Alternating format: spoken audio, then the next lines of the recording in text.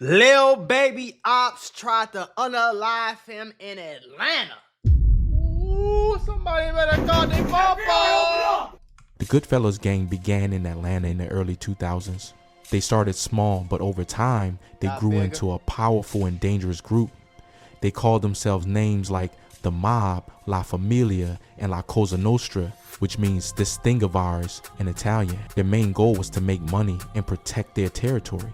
They recruited members from local neighborhoods, jails, and prisons. The gang was known for using violence to control their areas and to send messages to their rivals. In May 2024, a popular rapper named Lil Baby filmed a music video on Verbena Street Northwest in Atlanta. This area was known to be controlled by a rival gang called OMF. That looked like the hood. I ain't gonna lie to you. I'm gonna be honest with you. Lil Baby crazy as hell, because if I was... Shit, I got a few million, but if I was worth 100 million, like, bro, ain't no way in hell I'm pulling up right here. Y'all, listen, man, we gonna have to do something else. Part of the Goodfellas. I'm sorry. During the video shoot, gunmen opened fire, injuring 3 people. This incident sparked a series of violent events between the two gangs. On June 29th, 2024, a member of OMF named Trevante Turner was shot and killed on Peyton Place, Southwest Atlanta. This killing led to more violence as members of OMF planned to retaliate against 4PF, the gang associated with Lil Baby. Just a few days later, on July 2nd, niggas just be chasing it though, bro. People like, that's one thing I want y'all to, like, I be saying in every video, y'all need to understand what the difference is, gang. People really be chasing it, gang. All these little boys on here chasing clout, chasing acceptance, trying to be cool, gang. Like, they ass got guns. Most of they ass don't shoot their guns, and if they do shoot their guns, it ain't for no real good reason. He got a switch on the back of his gun, not because he need a switch, because it make him look cooler. Like, you got to understand the psychology. 2024, a tragic event occurred. 2 13-year-old boys, Lamont Freeman and Jacoby Davis, were celebrating Lamont's birthday at the Sparks Apartments on Sparks Street Southwest in the Oakland City neighborhood. An 11-year-old boy, Dontavius Davis, was also there. Around 12:30 a.m., 2 cars drove around the apartment complex. 6 armed men got out and started shooting. Lamont and Jacoby were killed, and Dontavius was injured. The boys. You see what I'm saying, though? Like, if y'all was really street, y'all was really like that, y'all would have hopped out the car, went and did something to somebody, and you would have went about your day. You wouldn't have just pulled up, sprayed the whole crowd, because it's going to give you some gangster points when you go back to your hood. I want to put y'all on to some of the easiest money you'll ever make in your life. Freecash.com is a website that allows you to literally get paid hundreds of dollars just for playing video games on your phone. All you need is an email and a password. Follow the directions on each of the campaigns, and you can earn at least $100. My personal favorite game to play was Sunrise Island, and when I clicked on it, they had a $370 bonus. I got $370 just for playing a video game on my phone. On average, it only takes about 17 minutes for most people to start earning money on freecash.com. So if you need some free, easy, extra money, go to freecash.com, click the QR code right here, or go in the description below and start getting that bag. You did? And unalive 2 innocent little boys that ain't got nothing to do with nothing. They just celebrating a birthday, gang. Like, little boy 12 years old, bro. Like, that's not right. I don't like that. Ain't cool, to any gangs. They were just kids caught in the crossfire. The shooting was ordered by a high-ranking Goodfellas member who was in prison at Hayes State Prison. He used a smuggled cell phone to give the order. The attack was meant to retaliate against a rival gang for the earlier incidents. 7 men were arrested for the shooting. Deontay Sanders, Richard Hollis, Reginald Thomas, Dekithion Mobley, Ali Caldwell, and brothers Marcus and Tredon Crawford. They were all identified as members of the Goodfellas gang. Atlanta police now blame the deaths of 2 Atlanta teens last summer on a violent street gang in our community. Just hours ago, APD announced they now have charged 7 people with the murders. Fox 5's Tyler Fingert is live at Atlanta Police Headquarters to tell us what we're finding out. Tyler? Yeah, Courtney, good evening to you. Investigators say 2 13-year-olds were innocent victims caught in a gang retaliation shooting while celebrating a birthday. After the tragic shooting on Spark Street, they claimed the lives of 2 13-year-old boys. Atlanta authorities intensified their investigation into the Goodfellas gang. This gang, known for its violent activities, had been involved in a series of crimes that terrorized communities across Atlanta. In February 2021, 5 members of the Goodfellas gang targeted a gas station on Campbellton Road in southwest Atlanta. They fired dozens of rounds, aiming at rival gang members. A bystander was wounded during the attack. This incident highlighted the gang's willingness to endanger innocent lives in their quest for dominance. In January 2021, 2 Goodfellas members, Frank Hubbard and Ade Nelson George, attempted a carjacking at an apartment complex on Martin Luther King Jr. Drive. It's always Martin Luther King Jr. Drive. Why is Martin Luther King Jr. Street, Drive, Place, Park, whatever the hell, why is it always the hood? Y'all ever notice that? Any city in America, if it's MLK, Dr. Martin Luther King, King Drive, King Street, King Road, it's always in the middle of the hood, folks. Assaulted 3 victims. Don't that sound like some weird, like, ritual energy type? I don't know. I don't know. That's just me, though, folks. Point, demanding their vehicle keys. The situation escalated into an exchange of gunfire, showcasing the gang's aggressive tactics. January 17, 2021, in southwest Atlanta, Goodfellas leaders Frank Capo Hubbard and Ade Baby K Nelson George approached a group filming a music video at an apartment complex. Demanding the keys to a car at gunpoint, the 2 men sparked a gun battle when the victims resisted. This brazen attempted carjacking marked the gang's bloody footprint on the neighborhood. February 10th, 2021. Like, look at this shit. You couldn't pay me to stay here, gang. Like, look at this, folks. Days after that, a trio of Goodfellas shooters, Shepard, Jackson, Marshall, unleashed about 50 rounds on a woman in the street. Damn! The onslaught severely wounding her and 2 nearby bystanders, including a child.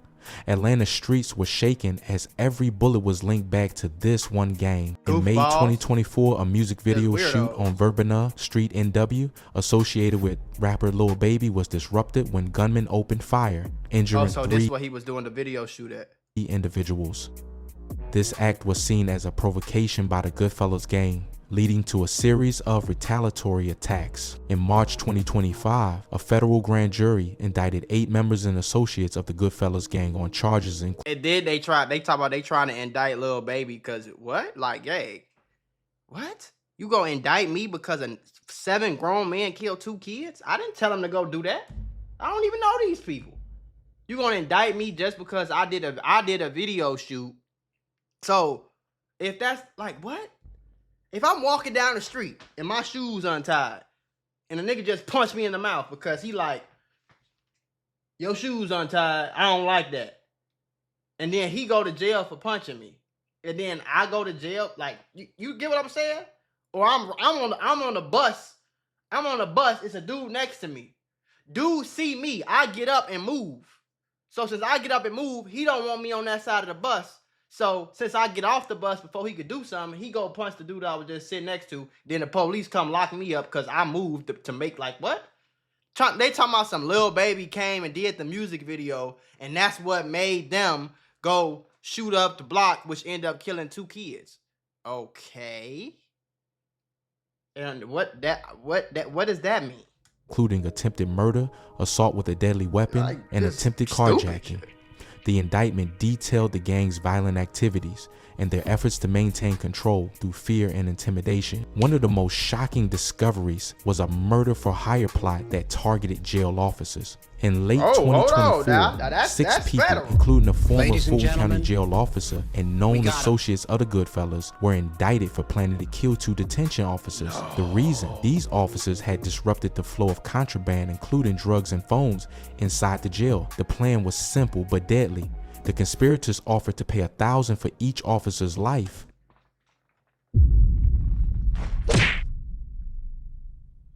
Y'all was by somebody, you tell it, okay, bro. Like, I know the world getting slower and slower, but at this point, gang, it's bad. It's bad. Bruh. So you trying to tell me that y'all was finna unalive anybody. Not just anybody, though. Some police. These are guards at a prison. Y'all was finna unalive them for $1,000 motherfucking dollars? Bruh. They even placed tracking devices on the officers' vehicles so they could follow them damn, home. they went crazy. Thankfully, like that? one of the devices was found before any attack happened, and the officers' lives were spared. By early 2025, the FBI, Atlanta police, and other agencies had built a massive case. They linked the gang to multiple shootings, murders, armed robberies, and carjackings across several neighborhoods in Atlanta. Their network had roots not just in the streets, but inside prisons and even parts of local government. The gang used intimidation to keep people from talking. Victims were afraid to testify, witnesses were threatened, and still the Goodfellas continued to grow their influence through fear. In March 2025, the federal indictment was unsealed. 8 members and associates of the gang were charged with RICO violations, essentially treating the gang like a criminal business. The charges included attempted murder, conspiracy, possession of weapons, and violence committed to protect gang interests. The indictment was more than 50 pages long and detailed over a dozen violent crimes, showing how deeply the gang had embedded itself in Atlanta's criminal landscape. Gang, I'm not gonna lie to you too, bro. Like, man, these little boys slow as a box of chips, boy. I'm telling you, folks. I'm telling you, gang. Fellas members often brag about mafia-style nicknames. The Mob, Bafamilia, reflecting how prison gangs in Georgia export old-fashioned crime bosses onto the streets. They recruit heavily from Atlanta jails and use extreme violence to enforce loyalty. Law enforcement sources have even noted occasional partnerships. For example, a recent police analysis claimed that some Goodfellas figures have ties to Atlanta YSL, Young Slime Life Gang, Lil Baby's former imprint, though those details remain under investigation. What is clear is that Goodfellas have engaged in local alliances and fused just like other notorious crews. Many of the gang members now face life in federal prison without the possibility of parole. Trials are expected to begin later this year, and more charges could still be coming. As the legal proceedings against the Goodfellas gang unfolded, the courtroom became a focal point for the community's hope for justice. The trial, held in the Northern District of Georgia, brought to light the extent of the gang's criminal activities and the impact on Atlanta's neighborhoods. The prosecution presented a comprehensive case detailing the gang's involvement in multiple violent crimes, including attempted murders, assaults, and carjackings. Evidence showed that the gang operated with a structured hierarchy, with leaders orchestrating crimes from within prison walls using contraband cell phones. One of the most harrowing testimonies came from a former gang member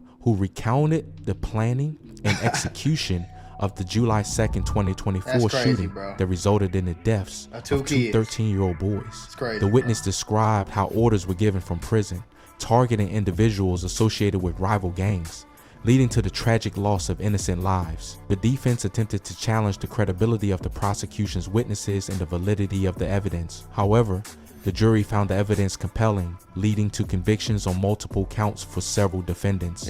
Sentences range from decades. 90% of them probably snitched on their damn self. That's what I was gonna say. They probably been on Instagram, YouTube, DMing each other, texting each other, tweeting, all on live, talking about it, taking pics. Like, nigga, these niggas is slow, folks. Slow as and somebody convinced these kids, these grown men when they was kids, that this what you supposed to do. With all your time and your energy and your whole day is supposed to be around being in the streets, being in the hood, having a gun on you and go putting in work because that's the only thing that's going to make you cool. They lied to you, bro. They lied to you. Ain't nothing cool about getting shot at. Ain't nothing cool about going to jail. Ain't nothing cool about getting shot. Ain't nothing cool about dying. I know everybody got to go, but damn, you want to go at 19 and shit? You want to go do 40 years in prison? That's what you want to do with your life? That's just dumb to me. Like, god damn, boy. To life imprisonment, reflecting the severity of the crimes committed. The trial's conclusion marked a significant victory for law enforcement and the community.